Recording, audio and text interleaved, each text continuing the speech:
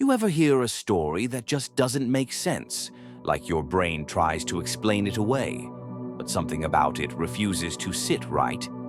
Okay, so this happened in 2013. A young nurse named Jenny, 26 years old, works at a private hospital in London. Super bright, loved by patients, known for her warmth and wit. She wasn't famous, she wasn't rich, she was just real, you know?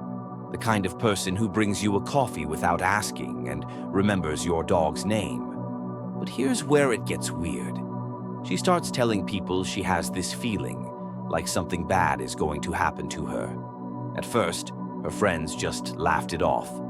Jenny is being dramatic again, they say. But then she starts writing it down, journals, notes on her phone.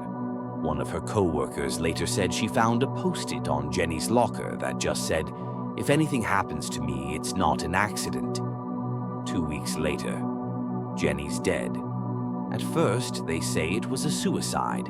She was found in her apartment, alone. But her family's like, no way.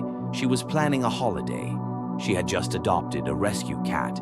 She was texting memes the night before. Nothing added up. Then the real kicker.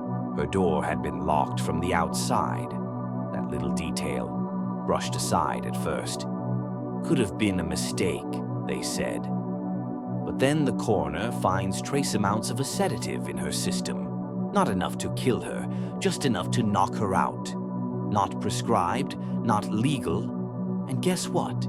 A few days before her death, Jenny had reported a male doctor at the hospital for inappropriate behavior with a patient. He was under internal investigation. No charges, but he resigned abruptly after her death, moved to another country, never spoken publicly about it. No one was ever arrested. No further investigation was opened. Official cause? Still marked as suicide. But her family and the people who knew her best don't believe that for a second. They say Jenny didn't just sense something was coming. She knew exactly who to be afraid of. And the rest of us? We're left with the question she tried to leave behind. If anything happens to me, it's not an accident. So if you've made it this far and this story gave you chills, or just made you think, tap that like button. It costs nothing, but it helps this story reach more people. And honestly, stories like Jenny's shouldn't just disappear, because sometimes silence is the loudest clue of all.